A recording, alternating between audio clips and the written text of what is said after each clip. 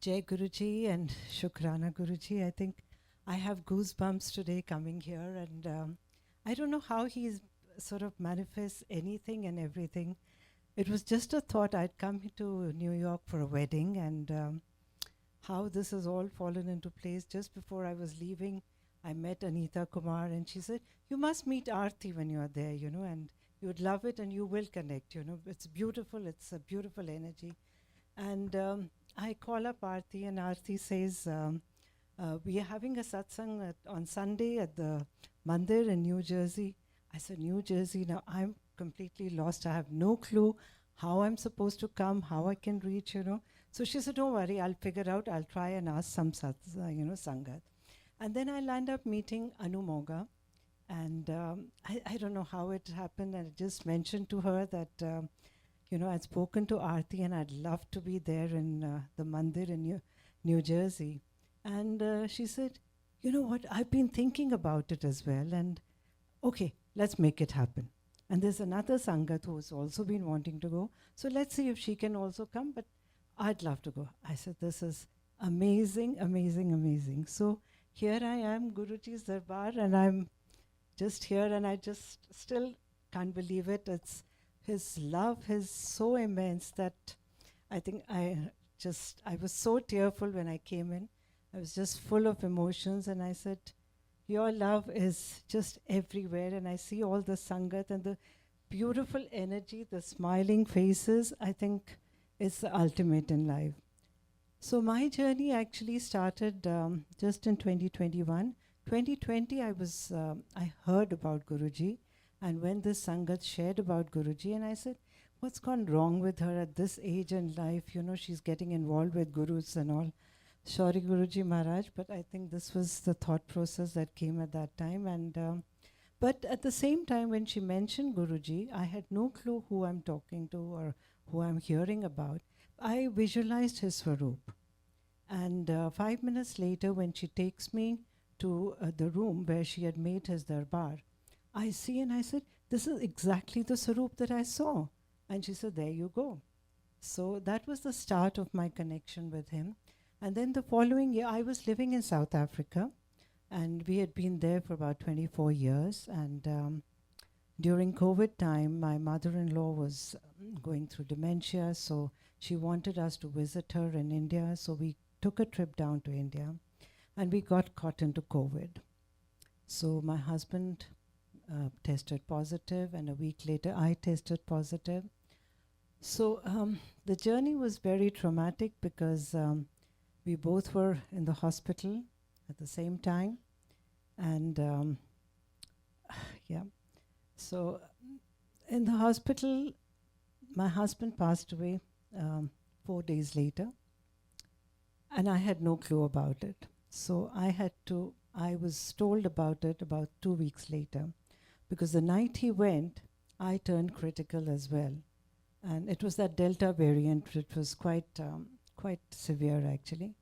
So our lungs were affected, and even if I was to put a morsel in my mouth, I had to take off my mask to put that morsel and put it on immediately and then chew, because my oxygen level would drop to 55, 60. It was that crazy a situation. But strange thing happened is that the night he passed away, Guruji came into my dreams. Now, he comes into my dream not in a physical form, but in the form of energy and light. That energy was so strong, as if I'm going through a tunnel, and there was so much light and energy that I just couldn't sort of understand how to handle myself. But I didn't give much to it because I didn't know much about Guruji Maharaj. So, but the next day, I had the same dream again, and that dream was with the symbols of Om and Ekonkar. So I was in touch with a Sangat who had sort of told me about Guruji or introduced me to Guruji Maharaj. So I shared it with her, and she says, "This is Guruji. This was Guruji in your dreams, and he is taking you in his grace." So I said, "Okay, now, fine." So next day, nothing happened. And then the third day, I'm just thinking, "Okay, Guruji, if it was you, then I need to know. I need to know it for myself, that how do I know that it was you?"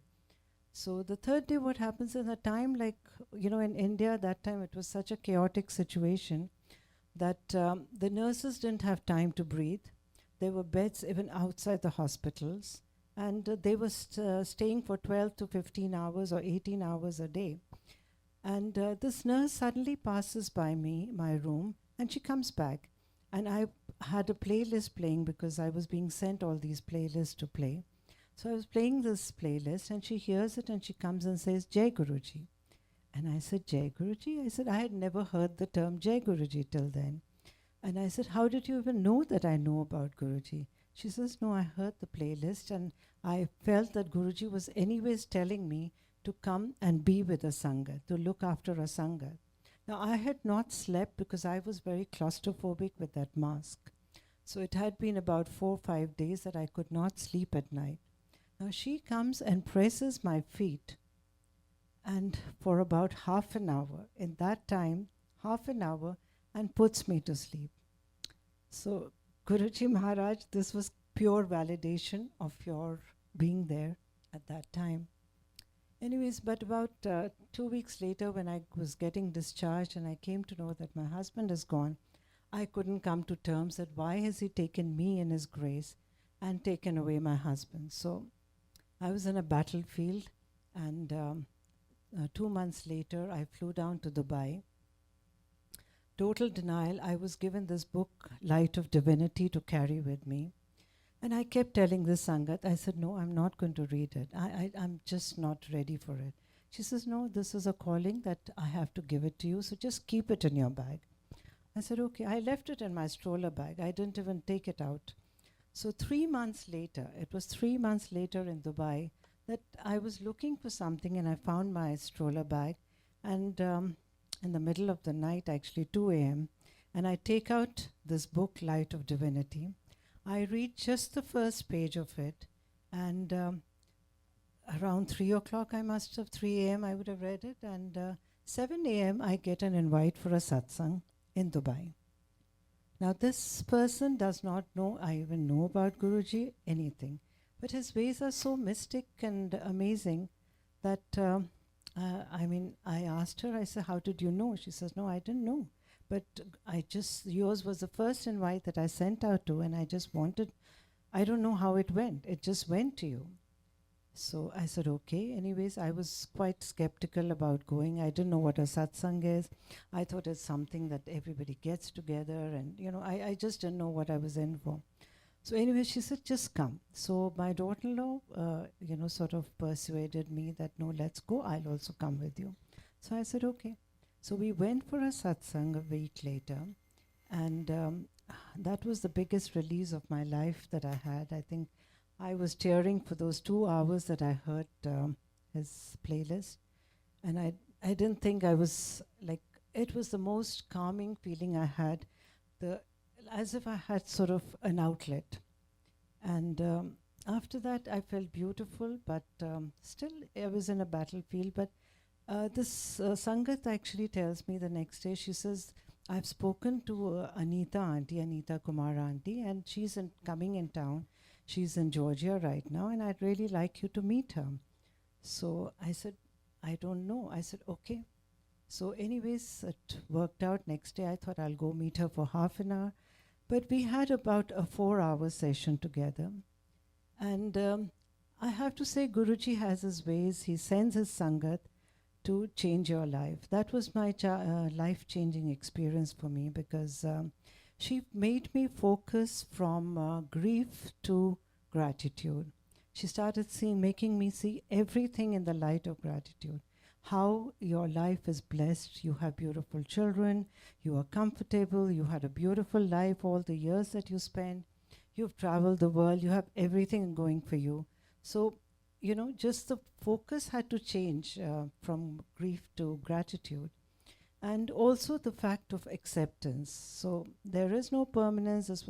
We know it in our hearts, but I think somewhere you need to be told at that time, because you're not able to function and focus. Because for me to uproot myself from South Africa after 24 years, not knowing where I'm going to be, what I'm going to be doing, it was like a bomb that had fallen on me, and I didn't know a life without him. So for the last 15 years before that, I think since my children had gone to university, we were just together 24/7. So it was just a restart of my life. And when I was winding up in South Africa, I just thought, I'm just going to India. There's nothing that I'm going to need. So I just gave away literally everything in charity. And I said, I'm going to be staying alone. I don't know what I'm going to be doing. But how his ways, as soon as I reached Delhi, I mean, I I was introduced to so many Sangat there, beautiful Sangat, who just took me in their embrace. And I thought life suddenly became so meaningful. And there became a journey of life, which has been just so much gratitude because he's lifted me completely and shown me a way to live in gratitude, in his aura, in his blessing. I mean, how much shukrana we can do, I don't know. But my one step also, I cannot think of my life without him. Because I just feel I look at him in the morning and his smiling face gives you that assurance that he's with you.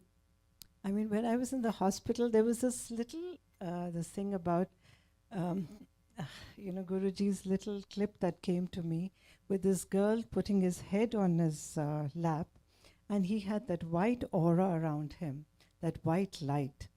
And I mean, I just don't know how it was, but he made me just show his presence, and I feel his presence every day in my life, every minute, and I'm eternally grateful for this journey with your Guruji Maharaj.